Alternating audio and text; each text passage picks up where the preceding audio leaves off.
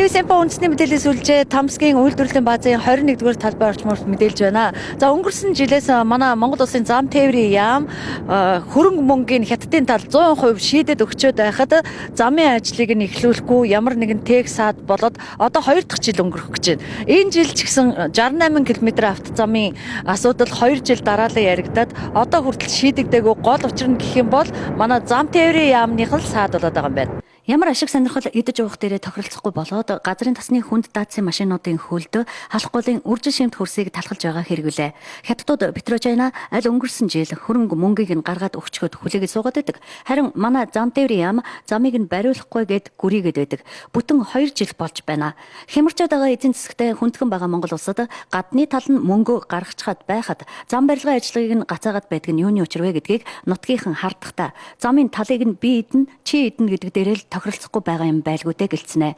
Өдөртөө 40-50 тонны даацтай 50-100 машин нааш цааш нефтэн баялагийг 100 баян хушуу бомтоор гаргаж байна гэж бодоход хатуу жилттэй энэ замыг хурдхан бариулахгүй юм бол тэнд газар нутаг ёстой нэг будаа болж байна.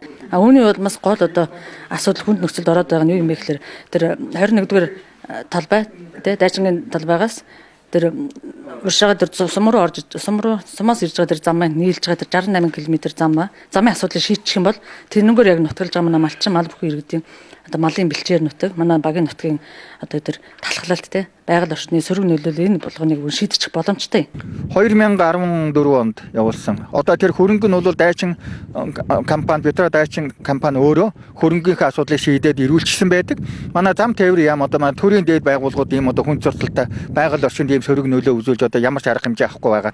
Одоо тэгээ энэ засгийн газрын юу шийдэх юм уу юм шийдлийн засгийн газар, шинжлэлийн засгийн газар гэдэг 2-3 нэртэй засгийн газар байгаа юу шийдсэн байхгүй хамгийн сүүлд нь гадаад орноор явж өөр тавьж Монголын ард түмний бүгд нь өрн дарагдуулж өрний юу тулан болгож гүйцэж байна. Одоо хүртэл ерөнхий сайд нь гадуур хэсэж явна. Одоо ингээд ингэсээр байтал сонгуулийн хугацаа дуусна. Тосон уулын 19-р талбайгаас ирж байгаа замтай холбогдох хэсгийн ажлыг нь зам тээврийн яам зогсоогоод 2 жил болж байна.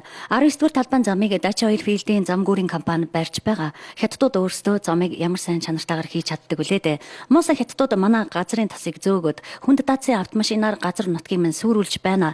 Замаа барихгүй бол тосоо зөөлөхгүй гэж ирээд бүтэн 1 жил ажлыг нь хүртэл зогсоож байсан хэрнээ бид өөрсдөө барьчих гэхээр монголчуудаараа хийлгэнэ гин. За тэгвэл хурдан бариад өгөөрэй гэд мөнгийг нь гаргаад өгөхөөр 2 жил дараалаад зам тээврийн яам нь өөрөө садаа болоод зогсоочоод яасан бэ гэхээр ямар ч тайлбаргүй таг чиглэл суугаад байх юм аа. Энийг одоо энэ төр засаг маань яагаад дэмжихгүй яагаад энэ урагшлуулахгүй байна вэ? Энэ бол одоо энэ манай малчин ганц биш манай зөндөө малчид байгаа. Энэ зам зургийг бол маш их энэ хүнд заасан машин дэвдэж байна. Мал хуй бол одоо хээл хайж байна, ханиаж байна.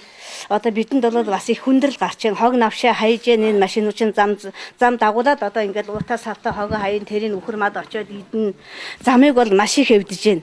Халахгүй ялалт баг ер нь яаж гисэн газар вэ? Газар нутгийнх нь 80% 500 мянган га газрыг их хурлын тогтоол гаргаад ерөнхийдөө булаагаад авчихсан байдаг. Дээр нь 68 км автозамын ажлыг нь зогсоогоод 2 жил болж байна. Сая багийн иргэдийн хурал дээр очисон чинь шин сайд зоригт гишүүндээ найдаж байна гэсэн үгийг хэлж байлаа. Нэгэн цагт дорночдыг төлөөлж байсан зоригт сайд энэ асуудал дээр яаралтай шийдвэр гаргаад ажлыг нь эхлүүлчих юм бол халахгүйчүүд, дорноччууд туйлаас их баярлахаар байна.